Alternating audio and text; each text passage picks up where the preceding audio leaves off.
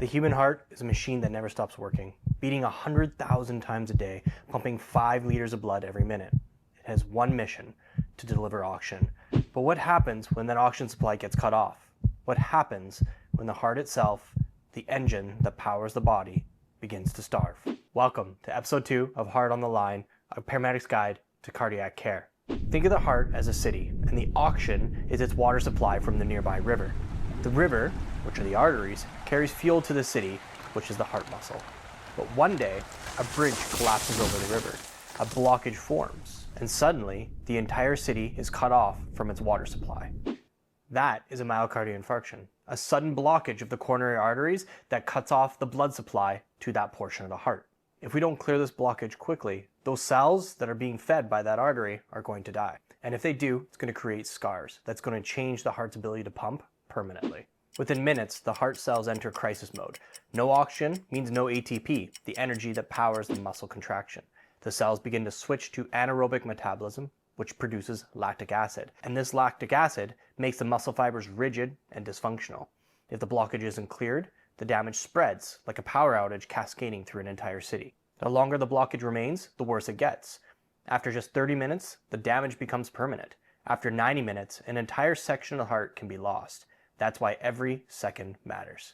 Not every myocardial infarction is the same. A STEMI is like a complete blackout. The artery is fully blocked and the heart muscle is dying rapidly. An NSTEMI is more like a brownout. Blood is still able to trickle through because the artery is not completely blocked, but the tissue is still suffocating because there's not enough oxygen to get there. Either way, if we don't restore circulation quickly, the patient's heart function will never be the same. Sometimes the heart gives us a warning. Imagine a car running low on fuel.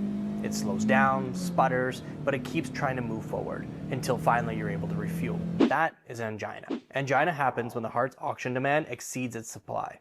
The coronary arteries are narrowed or potentially in spasm, but they're not fully blocked. So when the workload decreases, the pain disappears. That's why angina is often relieved with rest or nitroglycerin. Nitroglycerin works by widening the arteries, reducing the heart's workload. But if the pain doesn't go away, or if it's getting worse, we have to assume the worst. This isn't just angina anymore. Remember, the heart is a pump, and like any pump, it needs an engine. And the two things that any engine needs is fuel and pressure to run smoothly. In the heart, the fuel is the oxygen, and the pressure is the systemic vascular resistance, which is the pressure generated inside the vessel. If either fails, the whole system collapses. We calculate the fuel supply by looking at cardiac output. It's how much blood the heart moves per minute, and that's directly proportionate to how much supply the heart gets itself. If the supply is cut off, oxygen delivery plummets, and the heart cells suffer. That's why hypotension is so dangerous in a heart attack. If the blood pressure is starting to drop, not only are the damaged cells also not getting any blood, but then you have ischemia in the healthy cells, and this could lead to further problems. And if arrhythmia develops, like ventricular fibrillation or ventricular tachycardia, the heart stops pumping entirely.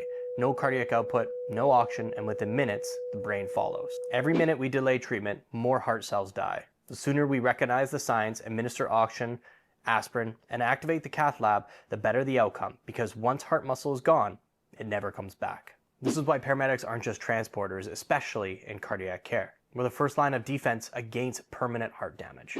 Recognizing the signs early is key. Then making the right decision in those first critical minutes, that's what really saves lives. Next time, we're going to move from understanding the problem to solving the problem, where pre-hospital care really makes a difference.